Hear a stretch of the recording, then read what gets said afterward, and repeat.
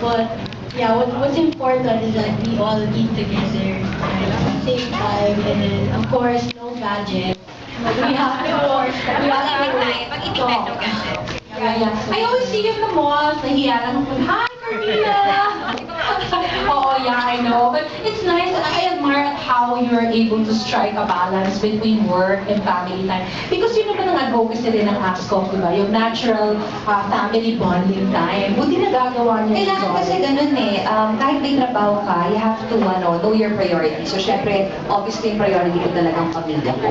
So, yun, during pag may school pa sila, so weekends lang talaga kami na nakakapag-bond. Pero during weekdays naman, hindi naman nawawala yung communication. So, kung nasa trabaho ko, I always call them. So, nag-uusap kami, how was your day, how was school. Importante naman, parte ka ng buhay nila. So, hindi mo naman kailangan nakadikit sa mga anak mo 24/7. Importante lang na alam nila na you're there. You know, para magbigay ng advice or, you know, guidance lang sa kanila. What's your favorite bonding activity with your kids? Alam mo ako, we really don't have to go out. Hindi naman namin kailangan talaga gumastos. You know, like, minsan lang naman kami, you know, we go to the mall, but it doesn't mean when we go shopping. Hindi. Window, ano yung sightseeing, window shopping, yung ganyan. Kasi we love books eh. So, kung hindi kasi gusto namin yung mga books. At saka, you know, when I look at your kids, parang ang disiplinado nila, ang babayan nila. Uy, diba? Parang ano talaga, perfect family talaga. Kayo, di ba, pinakasikat na pamilya. Ay, wow naman. Sa Philippine advertising. Kasi parang napaka-balance, you know, it's fun. It's, yan nga, yung mga parents ninyo, very hands-on sa family. May pressure ba na gano'n? Meron. Siyempre, talaga pag laging sinasabi na perfect family, ideal family, kayo yung talagang tinitinangaan bilang isang pamilya. And at the same time, siyempre, nakaka-proud bilang isang magulang. We're very happy, I'm very blessed because ganun yung tingin sa pamilya namin. Siguro, it's just, hindi naman, not really pressure, maybe because ito talaga kami, what you see is what you get. Wala naman kaming pretensions, wala naman kami, oh, let's pretend to be happy, ha? Or let's pretend to be close, ha? Natural lang eh. Kaya siguro, you guys can see it naman na kahit na nasa TV kami or in person na, ay, ganun talaga sila. Well, let me ask the kids naman, what's that one trait about your mom that you really like? Start with like sa what you really like. Kasi sa what you don't really like. What do you like about me? What do you like about mommy? I mean, as a person, is she like a friend to you, or and what aspect in her being a mom?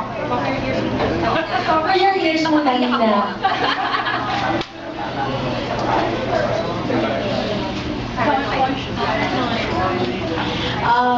I like that she's very, of course, paranoid. But in a good way, of course. Because it shows that she cares for you, but she cares for you so much that she's gonna keep asking, are you here? Are you here? Are you where? Does she call you? Like when you're in the school, is it allowed in school to bring cell phones? You go, oh, anak, did you eat now? With vegetables? We're allowed to bring cell phones, but we're not allowed to use it. Even during breaks. When she's at work, she would call you up and ask how you guys are doing. Yes, and sometimes I would call her if she's busy.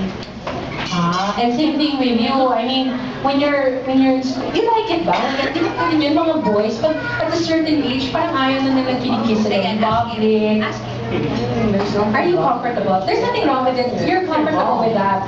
But other kids, I'm sure your friends, di ba? Sometimes they resent that. And they're treated like babies. Like they just ignore their kids, you know.